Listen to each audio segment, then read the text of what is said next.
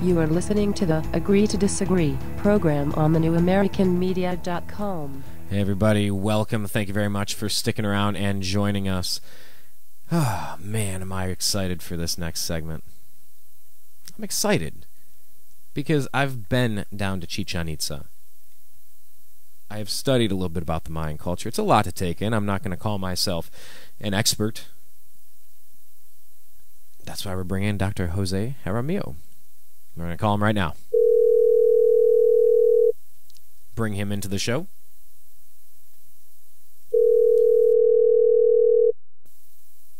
Hello? Dr. Jose Jaramillo, this is Brian Engelman with the NewAmericanMedia.com's Agree to Disagree radio show. You are live on the air, sir. How are you? I'm fine, thank you, Brian. And you? I'm living the dream. Thank you very much. I wanted to explain to the audience here that I met you, Dr. Jose.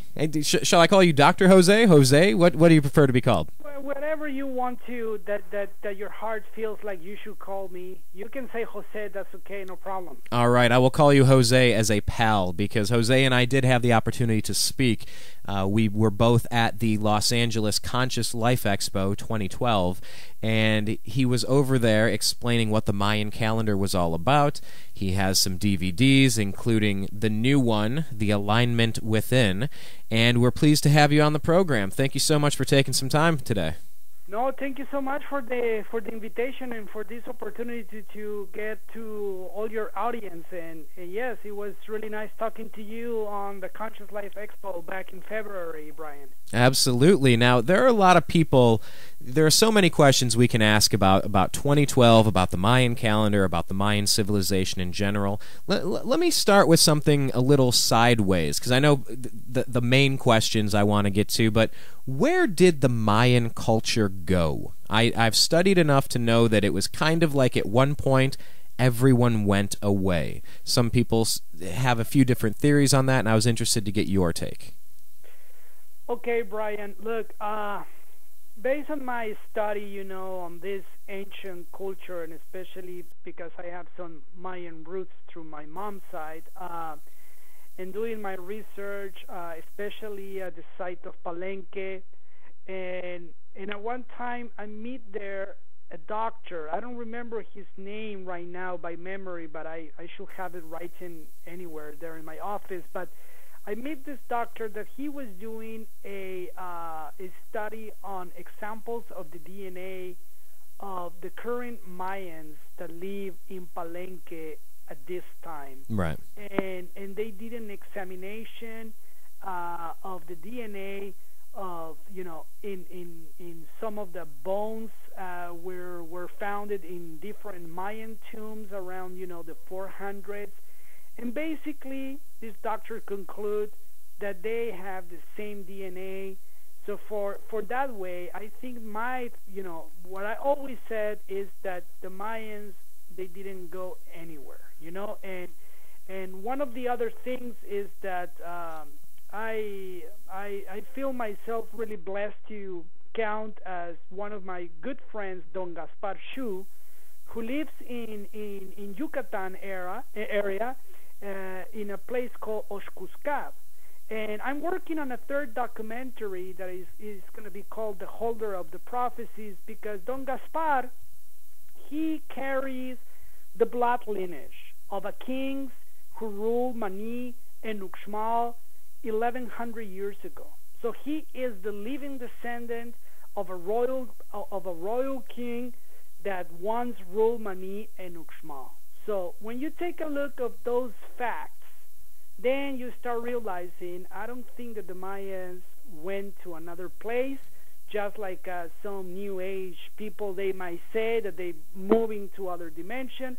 I think that the Mayans, they still around, and that's from my point of view. I will respect everybody that will say that the Maya moved into other dimensions. Maybe is the possibility. I cannot deny that could not be a possibility of doing that, but still Mayan people who carries blood from a royal dynasty, not only from Uxmal or Mani, but but only from other Mayan tribes like Mayapan, the Cocón from Mayapan, and the Itzayes from Chichen Itza. So that's what I've been studying, Brian. Now let's talk a little bit about what the Chichen Itza temple with the snake on it. Let's talk about that for a second, because there are a lot of people explaining that December 21st, 2012. We can save that particular question for a little down the road, but what happens at that temple is, well, I'll tell you what, let me stop talking. Can you explain what the significance of the pyramid at Chichen Itza is with the snake and how that's aligned galactically? Okay, well, very interesting, because in Chichen Itza, for the Mayans, the spring equinox was really significant for them, because they knew that when the spring equinox arrived to their land, is the time of getting ready the dirt, or getting ready the land to to burn everything, so the ashes can go into the ground and use the ashes as a fertilizer, so they can get ready the land to plant the next season. So, right. but what happened, is like now people call this pyramid like a calendar made of a stone, because maybe almost everybody should know that the pyramid of Chichen Itza has 4 staircases pointing to the 4 directional points, and each of the staircase has 91 steps. So when you reach to the last platform, that's the last platform to equal the 365-day cycle of the solar and lunar calendar. And it's very interesting how the inner staircase inside this temple, what they call the castle, El Castillo, has 52 steps to go to this other place where you find the chacmol and the jaguar. So it's very interesting to see how the 52-year cycle inside of the pyramid, and in the outside you can see the 365-day cycle of the lunar and solar year calendar. So I think that this very interesting connection. So every spring equinox and in the fall equinox, you see the shuttle of Kukulkan coming back to the earth to bring the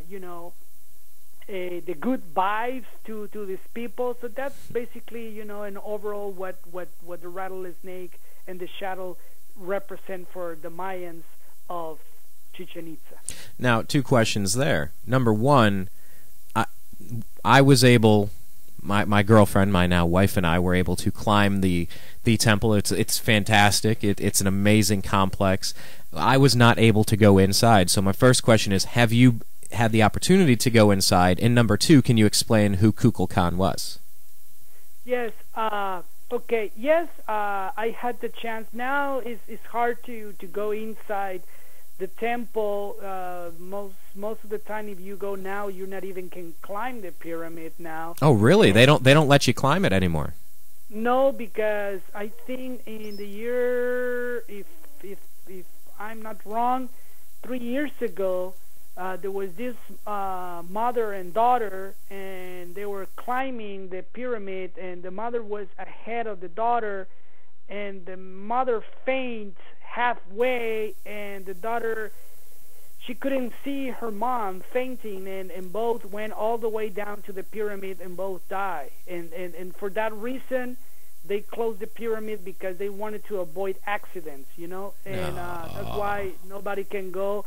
At least that you are with the archaeologists, and it's an extra hours, or even during the regular hours. But if you have permission, of course you can climb it. That's a shame. And the inner, the interior staircase where you find the jaguar and the chacmol. Yeah, of course, if you have a permit, you can go in. But most of the time, all tourists now is closed that door, so it's difficult to go inside that part right now. Now, answering your question about who was Kukulkan, talking with some of the elders, especially in the area of Yucatan, I want to clarify something that probably not a lot of people know about this information, Maybe some they do. But for the Mayans, for the old Mayans, I'm going to say that the Mayans that they lived between 250 BC somewhere to 600 AD. For the Mayans of that time, their most important figure for them was called Itzamna, which is let's say like a sort of kind of a Jesus Christ for the Catholics, the person who bring the glories to their philosophy and their time science was called Itzamna. Then later, when the Toltecs migrate from central Mexico to South Mexico, to the place where you find now a lot of the characteristic, like in the new Chichen Itza, which is the part that most people can visit now.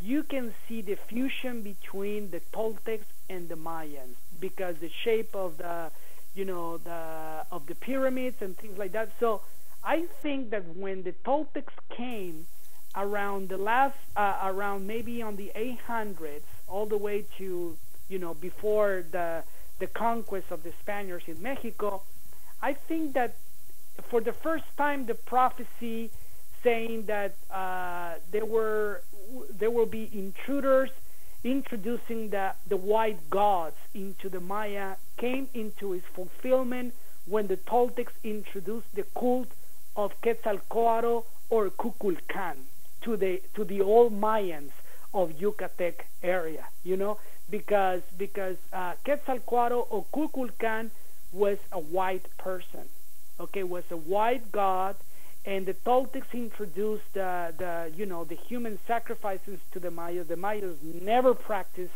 human sacrifice. They only were the observers of this act that the Toltecs brought from Central America, and especially because the Aztecs.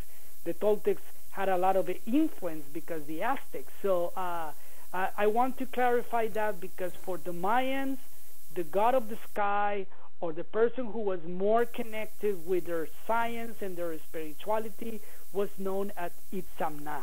They consider Kukulkan and Quetzalcoatl a foreign god who came at a later time in that area of the Yucatan Peninsula. We're talking live with Dr. Jose Jaramillo. Jose, by the way, we're about halfway through our 30-minute interview. We're going to skip commercials and just keep going. I appreciate your time. I want to give you an opportunity to explain to people the Alignment Within. You can find that at thealignmentwithin.com. Can you explain what your project is and how they can learn more about you and what you're working on? Sure, Brian. The Alignment Within is a sequel of a first documentary that we did way back in 2007, which is called Between Two Worlds. And in Between Two Worlds, we explain the differences between the Gregorian and the Mayan calendar. Why, by living by the Gregorian calendar, human beings are like a tax producer units. You wake up and you go to work, and then every 15 days you need to pay your bills, or every month or whatever. and we introduced the Mayan calendar to give us an overall view of who we are as spiritual beings. So the Alignment Within, which is the sequel, it explains more now the testimonials of people and even elders that they have lived by the calendar for the last 15 or 20 years, or there is people that more than that, and so basically they all conclude, or they all feel, that the Mayan calendar is really a tool to understand better time. But the way that I see it is that the Mayans perceive time as a consciousness, because the law of consciousness says what you pay attention to, you become conscious of. So if you are aware, if you're conscious about what is your Mayan day sign, or what is the day sign of today, what is the day sign of the year barrier for the entire 2012, which we celebrate our new year in February 22nd, the year of the 13th Earth. So, when you are aware about the energies, about what is every day ruling our consciousness, whether we like it or not, I think that you don't feel like you're pushing the river. You feel like you're flowing with the divine energies that is explained in the Mayan calendar. Because the Mayan calendar, is a cycle of 260 days. And we have this frequency of the 1320 sacred calendar of the sacred calendar in our body. The human beings has 13 main joints and 20 fingers and toes. And 13 times 20 is a 260-day cycle of gestation. So, one of the questions that we ask in the film is, why your parents immediately when you get born take you to the 365-day cycle? When really our spiritual and gestational cycle is 260 days. Now, if we want to confirm that we don't have only the 1320 in the outside of our body with the 13 main joints and the 20 fingers and toes, then we go internally. And now we know that the helix of the DNA is spiraled 13 times, and there is 20 amino acids essential for the life of a human being. And out of the 100 trillions of cells that we have in our body, now is proof that there is only 260 different types of cells. So I think that the Mayans were really scientists, and they knew exactly, that we had this frequency of natural time. So basically the alignment within, we explain that, and we explain how the Mayan calendar, the 2 cogwheels go together, the 20 Mayan day sign, and the 13 numbers or tones. And I really encourage people who are listening today, your show, to take a look, and it's really, we've been receiving many good feedback saying, one of the feedbacks from one of the major websites that they're promoting the Mayan calendar and things like that, they're saying, so far is the best well-explained documentary about what is the Mayan calendar, and I'm really proud to put this film out there and available now, like you were saying, in our website, thealignmentwithin.com. Right. And hopefully, people can give us a support by buying this film. Absolutely. Now, you're mentioning about the 13 and the 20 without, because by the way, if it's okay with you, I fully intend to speak with you a little more often than one segment. As we get closer to December 21st, 2012, I want to have a continuous reminder and to keep bringing you back in if it's all right with you, because some people, they watch the movie, some people think it's the end of time, and I want to have a little bit of a historical, rational conversation with you in the future, if that's all right. Yeah, of course. But the thing that I'm thinking of right now is, as you're mentioning the 13 and the 20, the different bones, the different amino acids, all of the mathematics, I'm reminded of the phrase "as above, so below." It's almost like the mathematics of 91 stairs, and then the top platform being 365 days, and the Mayan calendar being completely synced up mathematically. If that's also explaining our DNA helix, if that's also explaining our internal makeup and genetic material, where in the world did these people get this knowledge that kind of goes beyond mathematics to chemistry to physics to medicine to internal understanding? Where did this information come from? Well, Brian, I feel myself, and I consider myself very lucky to know among my friends, to have among my friends some of the Mayan elders. And, one of the things that Don Alejandro Oxlack, which is the leader of the Mayan elders in Guatemala, listen his stories, passing down by the elders and by the grandfathers and the grandmothers. They said that in the beginning, this is something that they share with us when we're doing the fire ceremony, and they said that in the beginning, when everything was dark, that 4 brothers from the constellation Pleiades came to the earth to teach the Mayans, and they were called the Balams, the Chilam Balams, or the 4 Balams who protects the 4 corners of the world: Balam Kitse, Balam Akab, Mahukuta, and Ikbalam, where you can find these names in the book of the Popol Vuh. And basically they say that the word of mouth, they say that these four beings came from Pleiades. And they teach the Mayans their rituals. They teach the Mayans their philosophy and the meaning of their calendar.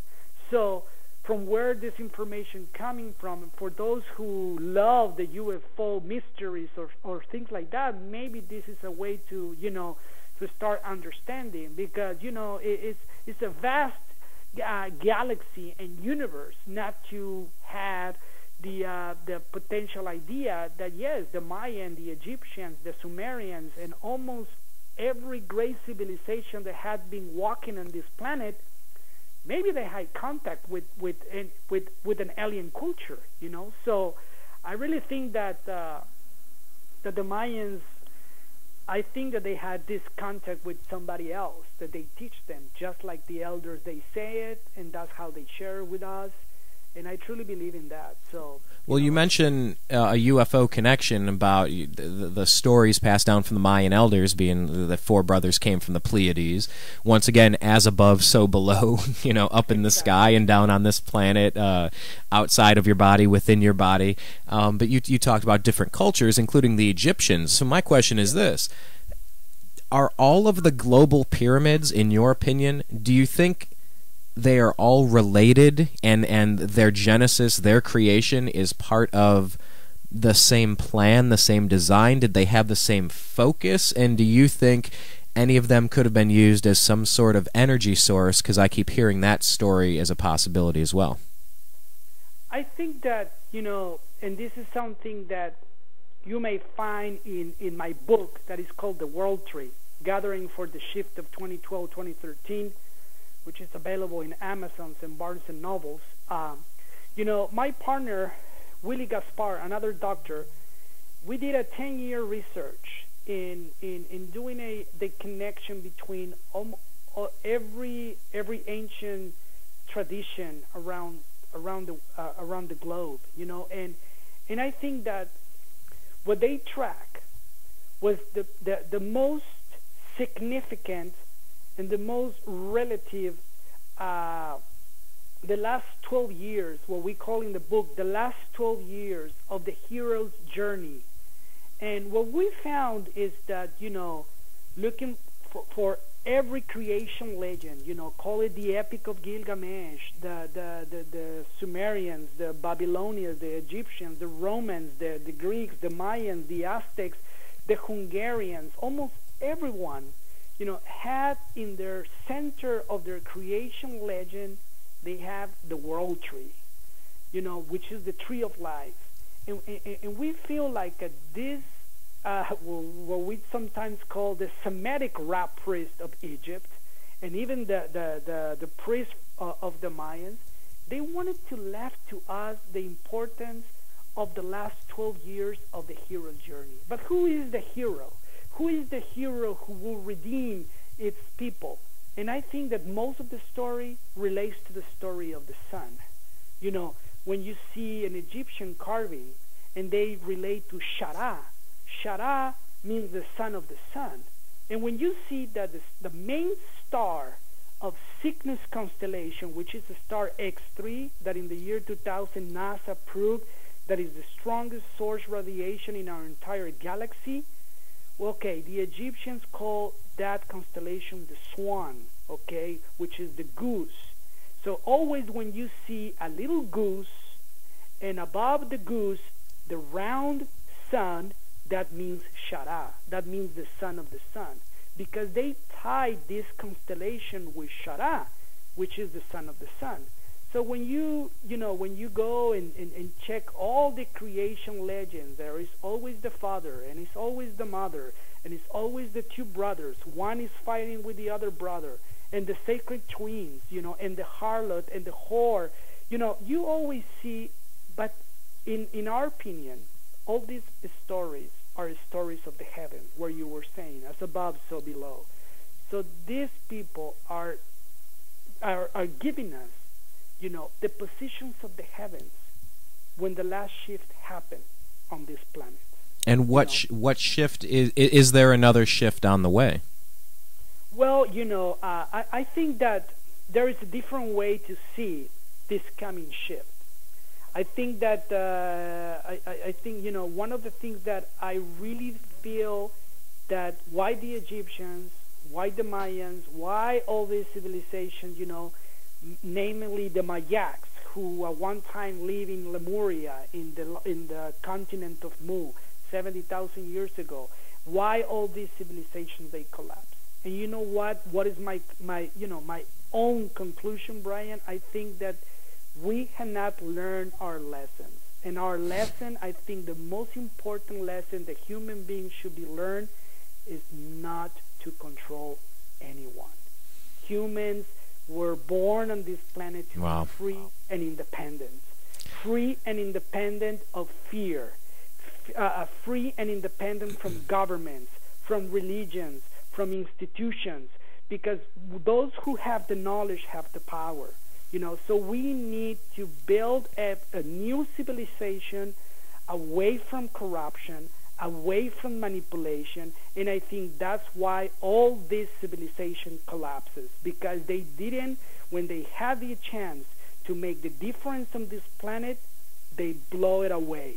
Why? Because they wanted to keep people in control. They wanted to bring people into a circle of, okay, you're going to produce for me, you're going to pay your taxes, and you're going to work for me, and I'm going to let you know which gods you're gonna praise.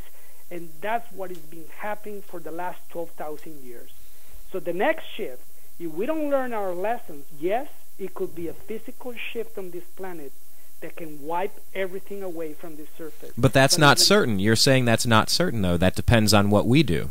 Exactly, but that's what I'm going to say. But if we like you and I, we know and we feel it, and most of the people who were in the Conscious Life Expo, we feel the change. We feel that something big is going to happen. So we can make, because like you were saying, as above, so below, there is a humongous world tree in the center of the galaxy, 2.6 billion light years away from us. There is a gigantic world tree in our sun, and also there is a big world tree, Axis Mundi, in our Earth. Well, we have our own inner world tree in our heart. So that's the one that should be shifting this time. Well, our consciousness needs to shift in order that we can make the difference. And I think that the next shift is about the shift of our human consciousness, because we need to move to the next step of evolution, And I think that, most people, even some other writers, they say that what is going to happen at the end of this current era in the Mayan calendar has never happened before in the history of humankind. So we are in a blink of an eye to see this amazing time that we all are living here. That's why we are almost 7 billion of human beings on this planet, because we want to be part of the changes, and I think that we can do it. So you're saying the world population is so big because so many souls have wanted to be here for what's about to happen, that we all signed up for this and waited in line and said, hey, we want to be here during this. Exactly. Okay, all right. Dr.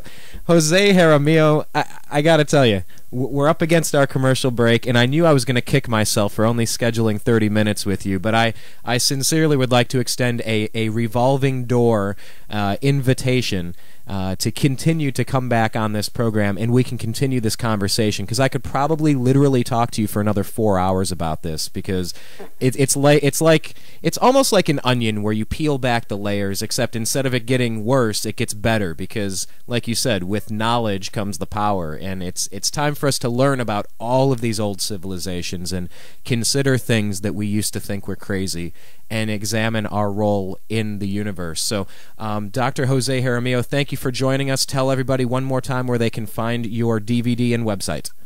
Yes, they can go to the alignmentwithin.com, and also they can visit my personal website, which is Maya1320.com.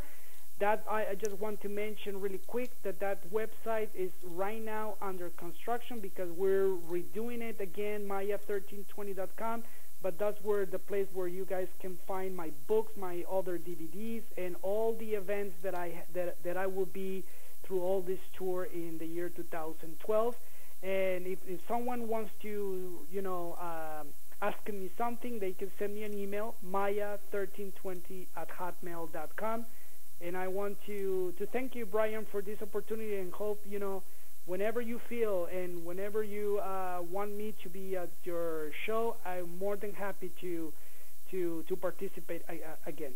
Excellent. Dr. Jose Jaramillo, thank you very much for joining us. We are going to take a quick commercial break. Oh, man. And this isn't just a conversation with a guy I just met. I went down to Mexico to party for spring break peak week. We went to all the parties, went to the MTV events, and I had to go back. We took another trip back just to climb the temple that he's talking about at Chichen Itza, to see it, to try to understand. I knew there's something. I've always wanted to learn more about it. In every conversation I have about Mayans in 2012, it continues adding layers of questions and information, and I absolutely love it. Dr. Jose, thank you very much for joining us. We are well due for a commercial break. So that's what I'm about to do now. My name's Brian. Thank you very much for joining us today. Oh, we're going to be talking silver circles. Coming up next, do you know what a silver circle is? Pasha Roberts is going to be here to tell you. My name's Brian. Thank you very much for listening to Agree to Disagree on thenewamericanmedia.com. You are listening to the Agree to Disagree program on thenewamericanmedia.com.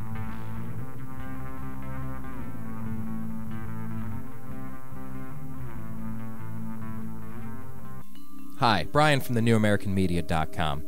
Last year I had this idea. I wanted to start a website of my own, not just something, a presence on Twitter, a presence on Facebook, and have a thing. I wanted a website. I wanted a home base for all of the ideas and things I'm interested in. I wanted live radio. I wanted to communicate with the globe. I was tired of being spoon-fed dogma by corporate interests and just, here, believe this, believe this. I said, no, I think there's something underneath the surface, but I didn't know how to do it, so I contacted Ted Distel of disteldesign.com. Ted walked us through the process of, okay, you want videos, you want to do quotes of the day, you want to have a spiritual section, you want to have a 1984 watch where government's intruding and private corporations are intruding into your privacy. Yeah, those are the things that I was interested in. Ted walked me through the process. We built thenewamericanmedia.com, and I encourage you to go online and take a look at our site. That's what he's capable of. Please, if you have an idea, go to disteldesign.com. That's DISTEL design.com. Have you ever considered adopting a pet to be part of your family? Our animal companions can be just as close to us as our human companions. If you're considering adoption, please visit your local shelter and adopt a pet today. Shelter pets make the best pets. Follow thenewamericanmedia.com on Twitter at American_media_.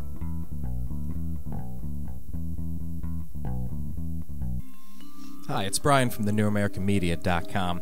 I'm a sports fan. I was raised in Cleveland, spent 25 years in Ohio. I watched the drive, the fumble, the shot too. I watched Art Modell steal the Cleveland Browns and win a Super Bowl over in Baltimore. I watched a horrible coach named Bill Belichick go on to the Patriots and win Super Bowls over there. Hooray. I am a bitter sports fan. Let's not even talk about what happened with he who shall not be named, who went to South Beach to take his talents there. Excuse me, I almost threw up in my mouth a little bit there. I am a sports fan who cares to talk about the things that matter to me. That is the Indians, the Cavs, the Browns, and the Buckeyes. But of course I pay attention to national sports, and we discuss that on our show as well. That's why we have The Unhappy Hour every single Friday at 3:30 p.m. Pacific. Sit down, have a drink. It's the end of a long work week, and we can all get together and talk about the unhappy times that we've had as sports fans. We've all had them. We've had ups and downs, but as Cleveland fans, we only have downs. Join us. You are listening to the Agree to Disagree program on thenewamericanmedia.com. Hey everybody, thank you very much for joining us. Thank you very much for sticking around. That was great, talking with Dr. Jose Jaramillo about the Mayan calendar 2012. I mean, I have so many questions for that man. I'm going to bring him in as a regular guest. You will probably be hearing from him. All right, not on a weekly basis. I'm not going to overdo it, but at least every month you're going to be hearing from Dr. Jose Jaramillo. Fantastic. So right now we are going to be pleased to be joined with This would be the director. This would be the director of something called Silver Circle Movie. His name's Pasha Roberts. We're going to bring him in live right now.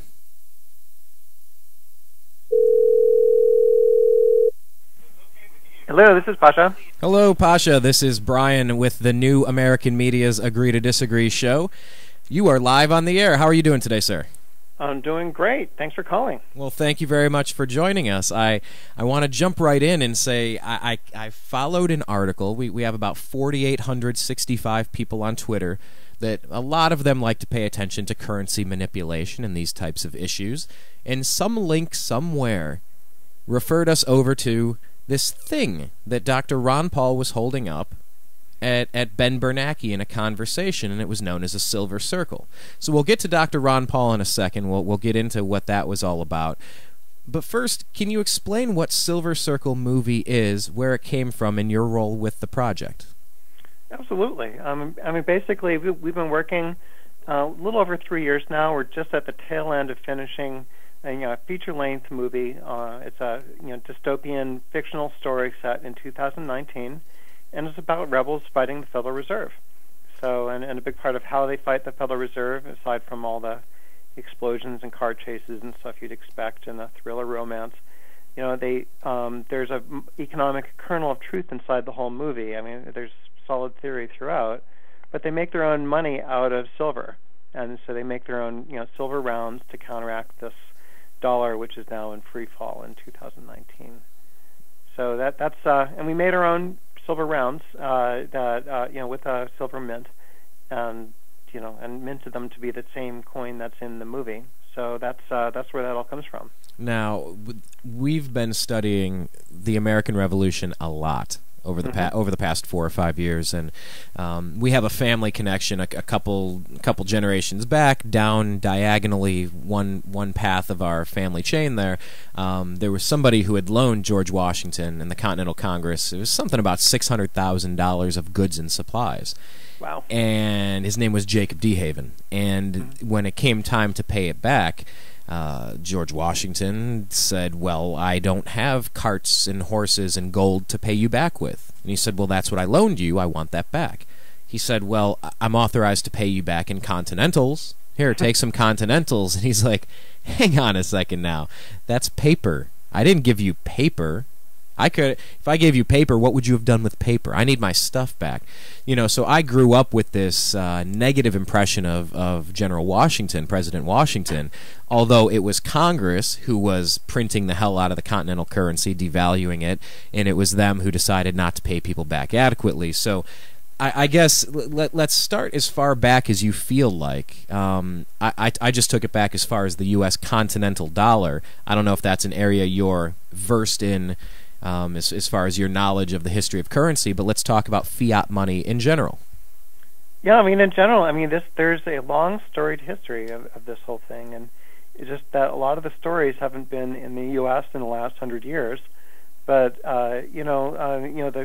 the founders of the U.S. had a terrible bad taste in their mouth from paper money, and that's why they put so much into the Constitution against it. And if you read the Federalist Papers and that kind of thing, there's a lot of juicy quotes that are warning against exactly what's happening right now.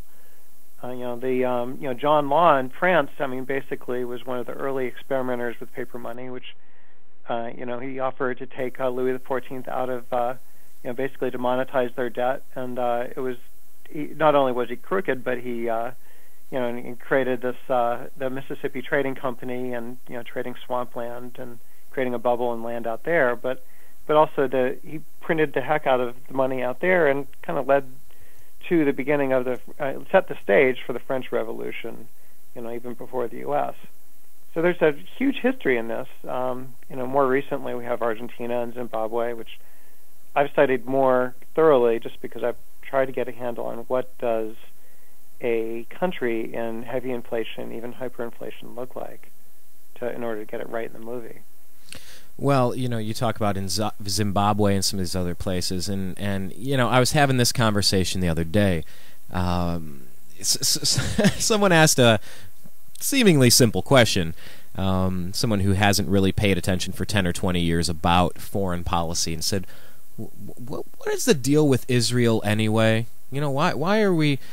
And there was no easy way to answer it. I got into 20 or 30 different points. I kind of rattled them off, rapid fire to kind of say it's complicated. But in the course of that conversation, I continued on and I said, my concern is that we're reliving some of the same exact stupidity prior to World War II. It's like you're starting to hear the war drums marching. It's kind of the same exact situation, except I'm worried that the Weimar Republic from Germany might even be the U.S. dollar at this point. So you didn't reference Weimar Germany, not to put you on the spot, but is that something you studied as well prior to World War II? Oh, definitely, yeah. I mean, the reason Zim and Argentina are interesting, especially Argentina, is because they were more modern countries that went through it. And so I'm very interested in what does inflation and hyperinflation look like in the information age, in a time that we have some kind of internet access. I mean, it's more of an academic question, but Weimar is one of the classics of hyperinflation. We don't actually do hyperinflation in the movie because it's just too freaky for most Americans to understand. Our screenwriter actually lived in Argentina during hyperinflation, and so he knows about changing money several times in a day just to take account of things. Yeah, it's incredible. They said the quote from the Revolutionary Times is a cartload of Continentals can scarcely purchase a cartload of provisions. And in Weimar Germany, it was you had to go buy your milk and your groceries in the morning because by nighttime they were double in price. It's hard to understand, except that when you look up and your gasoline's $5 a gallon, you go, wait, how long did I blink? When did gas start costing $5 a gallon? And it can seem like it happens fast, even though it's a slow burn. But tell me a little bit about the project in general, because the nuts and bolts of hyperinflation. There's plenty of articles to worry about online, and we can do our research because it's a topic that, frankly, it's hard to kind of wrap your brain around. Or instead of me putting words in your mouth, is it hard to wrap your mind around the concept of money, or is it easy if you explain it the right way? Well, I mean, we don't even get into hyperinflation because, as I said, it's too. I think we will in the sequel, but in the current one, I mean, really, we just set prices to be 20 times what they are now in 2019, and try to humanize the story of what happens to people in 7 years that are basically, their savings went down by 20 times, and it wipes people out. And just try to make it real, where two people go out to dinner at a cheap restaurant and it's $1,000, or the bar is advertising, they have their $90 beer night because that's the cheap beer. $90 beer night? Yeah. Well, you're talking to a bartender here, so that's near and dear to my heart. Well, I mean, normally it's $110, but on the cheap night, for $90. Oh, well, what a deal! I'm in. Yeah. So, $150 gas and that kind of thing. So we're trying to actually make it realistic in terms of what people could see, because 20x prices, if the dollar crashes and we lose our reserve currency, which is part of the scenario, is very plausible. The thing that's different with the U.S. versus Zimbabwe, Argentina, even Weimar Germany, is that they had other currencies to go to. Like in Zimbabwe, they went to the South African rand and the U.S. dollar as a more stable currency. Argentina basically went to the U.S. dollar, and we have no place to go. There is no other reserve currency. Somebody else may try to step in and create a world currency or another alternative currency, but there's not a stabilizing life raft out there for the U.S. Okay, well that's a good point right there. Number one, can you talk about the legality or illegality of using different currencies? And I guess we can go off onto a different tangent. Well, you know what? Let's just stick with that question because this can get really complicated in our brief interview. So we'll stick with the first question. Yeah, I won't. I mean, I'm not going to get all wonkish on this. I mean, it's really what happens in the movie is that there's a bunch of rebels that are fighting the Federal Reserve's various policies, and they have a chairman for life that's coming up, and they have basically a land trust or something that's the strategic housing reserve that they call it, So they're fighting that stuff, but part of how they fight it is that they make a underground currency made out of silver called silver circles. And they're just round pieces of 1 ounces of silver. And the reason that doesn't dissipate the way the dollar does is that you can't just print them. You have to have this silver from somewhere. You have to pull it out of the ground. And most people can tell what is silver and what is not. So that thing is stable. Printing the dollars is not. You can print as many dollars as you want, really. Well, you can even you can digitize money now. It's not even the simple act of going to a printing press and going through the you just enter a zero. Mm-hmm. It's now, that easy. It's currently legal for me. If I want to buy a sandwich from you for a little piece of silver, it's basically barter, and you would technically be asked to mark it on your tax return. But it's so it's technically legal, but the Treasury and the Federal Reserve are very protective of this legal tender, and and so they get very threatened by it. And there's obviously you probably know about Bernard Brown Nothouse that basically made his own Liberty dollars out of silver, and he sort of taunted the Treasury by putting dollar signs on there and write $20 and that kind of thing, which I think is problematic. There's certain ways to stand up, and there's certain ways to just ask for a problem. I'm not going to judge that, but it's not something we would do. But it's if anything, it's not sensitive to prices of silver changing. But basically, he got totally ramrodded by the Treasury and by the FBI, and he's still in jail. We're friends with somebody else who was arrested along with him and is now out, Kevin Innes. And the coin looked nothing like a U.S. So they were trying to claim that it was counterfeiting? Is that what it was? They were claiming it was counterfeiting, that he was trying to that's incredible.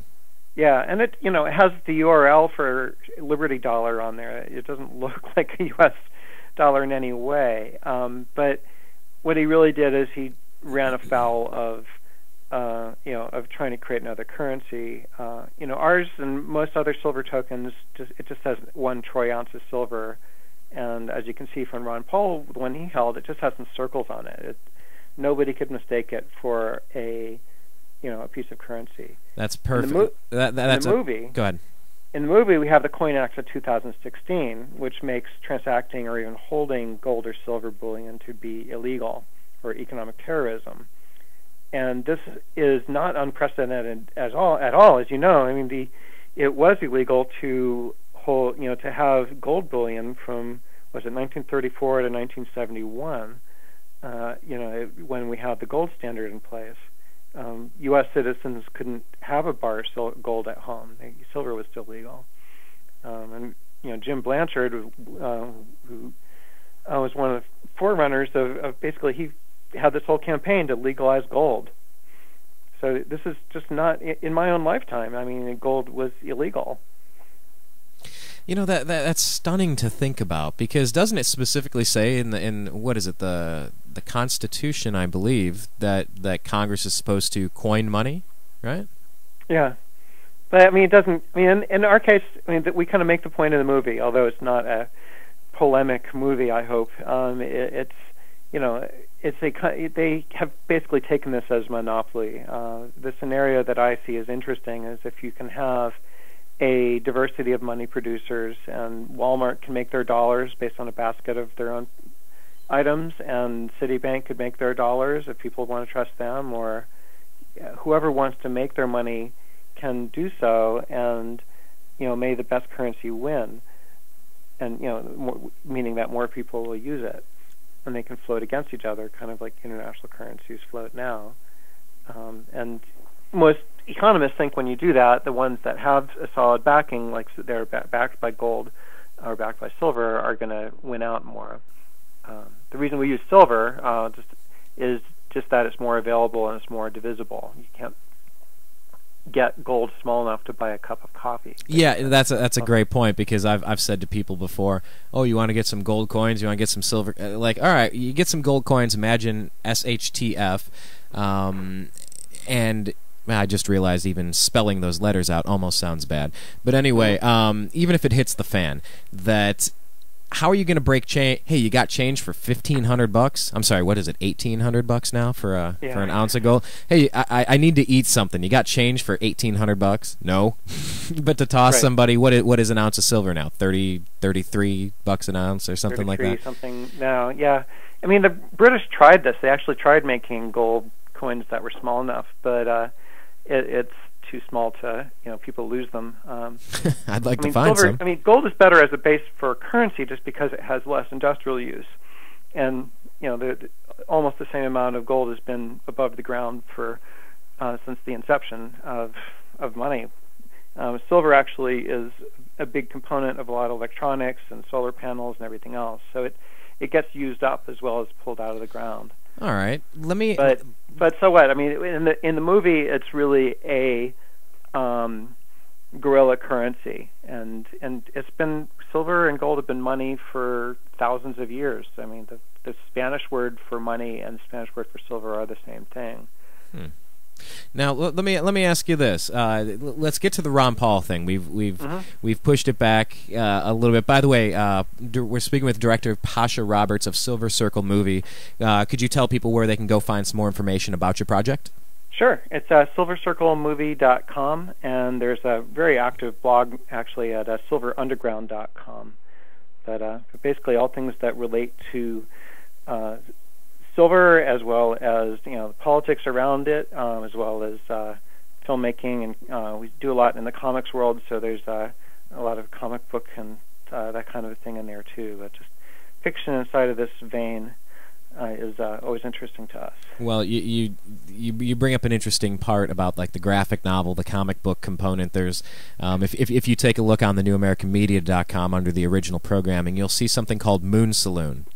I won't get into all of it right here and now, but a similar hitting the fan scenario, except let's include an extraterrestrial robotic component and who is really pulling the strings of power during a monetary collapse. It's something I'll talk to you a little bit more about later, but I want to focus right now about the Ron Paul story. Like, how did he get the coin? What how recently did he hold up the coin? Who took the picture? Where was this posted? What was he saying when he did it? Because it was fascinating. There are a lot of Ron Paul supporters on our site. It's kind of hard to argue against the concept of freedom and liberty. What that is could obviously be different things to different people, but a lot of people on our site are supporters of Ron Paul. So can you explain this whole story in the remaining time we have left? We got about 5 minutes or so. Sure. I mean, it kind of knocked our socks off too. I mean, we've been in touch with those guys over the years. I mean, we've given him. We were trying to figure out whether we gave him one or two at different events. We know we gave him one in Houston at a Mises event, and we may have given him another one at another Mises event years ago.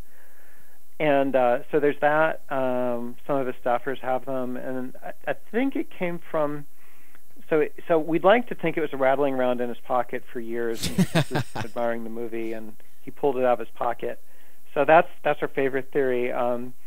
But his motivation in the morning, he brushes his teeth and, hey, where are you at, Coiny? There you are. You're my motivation to keep going today. Yeah, at least if SHTF, then I have this.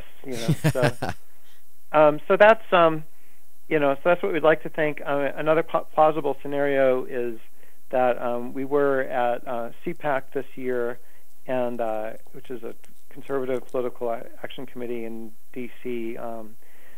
Many fewer Ron Paul type people there this year. We were one of the few. It was more neocon territory there.